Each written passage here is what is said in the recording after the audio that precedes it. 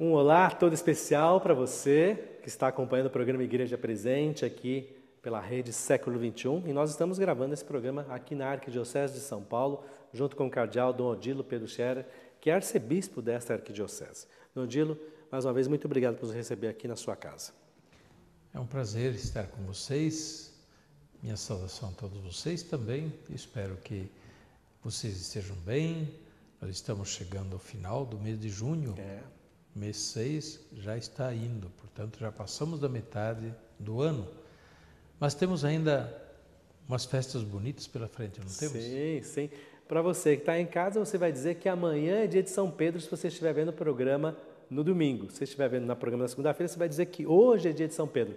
Mas a igreja está celebrando o dia de São Pedro e São Paulo nesse domingo, a solenidade desses grandes homens de Deus que nós celebramos, Dom Odilo. Então, na liturgia, nós estamos celebrando no dia 28, neste ano. Hoje? Porque é domingo e uma vez que o dia 29 não é feriado. Mas, de fato, São Pedro e São Paulo permanece no dia 29. Então, nós estamos de festa, podemos dizer, em 2 dias, né? Um é o dia litúrgico, digamos, que se celebra na liturgia, e outro é o dia no calendário. Então, para começar, meus parabéns a todos os Pedros, a todos os Paulos, né? E é o dia do Papa também, dia do Papa.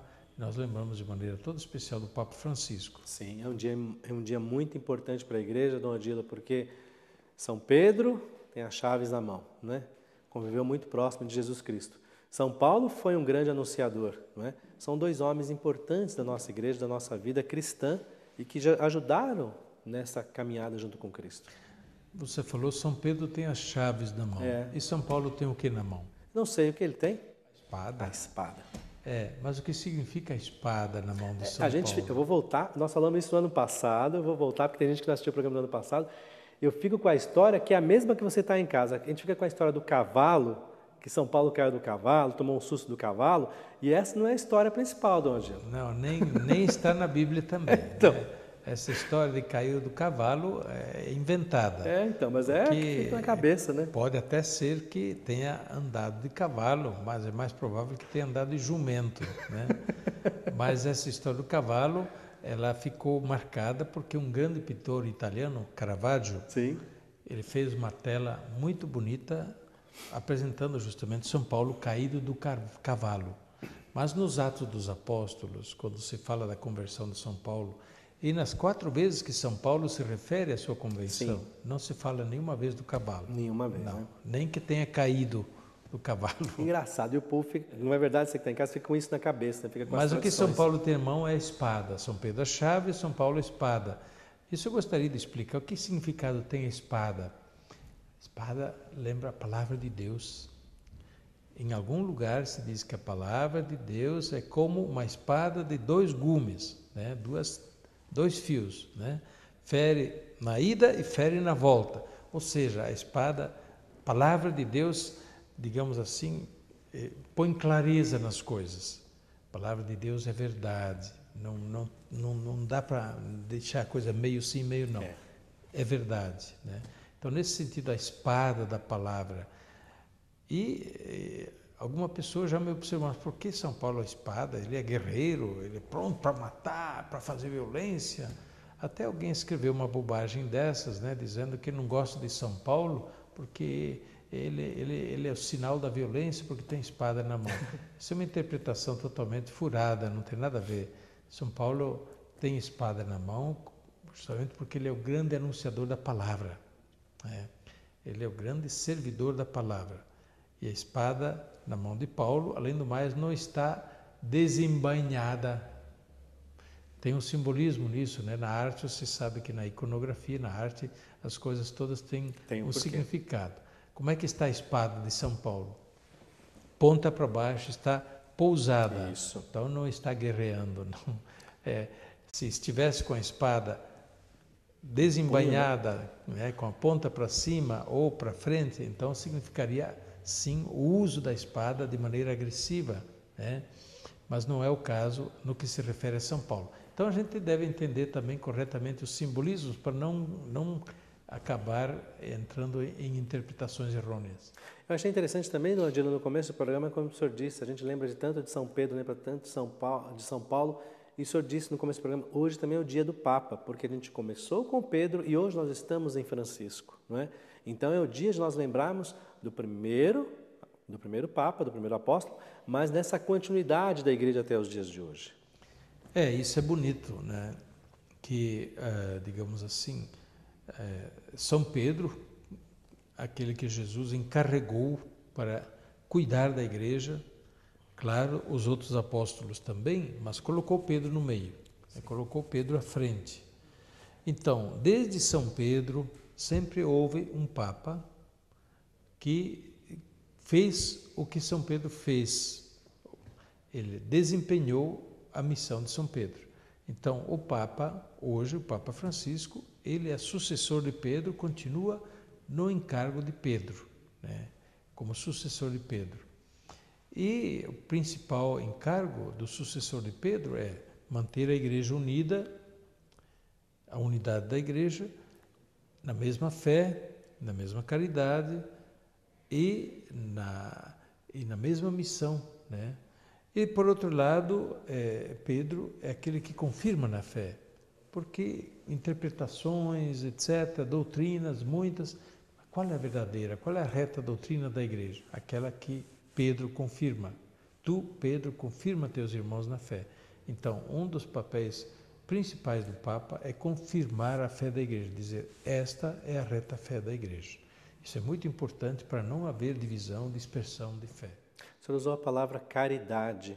Quando o senhor fala de caridade, já vem na minha mente logo o óbolo de São Pedro, que muitas pessoas às vezes esqueceram, não lembram mais, mas que ele continua valendo até os dias de hoje. O óbolo de São Pedro, óbolo, né, de São Pedro é aquela coleta que neste domingo é feita em todas as igrejas do mundo inteiro, a Igreja Católica, para recolher as doações que são encaminhadas ao Papa para que ele possa, com isso, servir bem a igreja, incentivar o trabalho missionário, cuidar dos pobres, ir em socorro dos necessitados, né? Então, na Itália, essa coleta, inclusive, tem um nome bonito, né? A coleta para a caridade do Papa.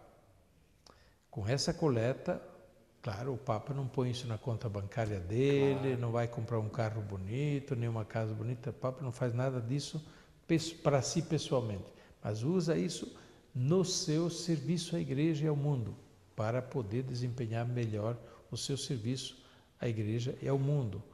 Então, hoje, domingo, né, a gente recomenda a todos fazerem o seu gesto generoso de sua oferta, sua doação, que vai ajudar o Papa a socorrer os pobres, a ajudar onde mais precisa, situações de conflito, quantas vezes... As guerras, né? Soubesse quanto o Papa está ajudando, por exemplo, no Iraque, na Síria, onde o povo está sofrendo, até sem trabalho, sem condições de ganhar nada, ele tem que sobreviver, está lá o Papa escorando, ajudando, né?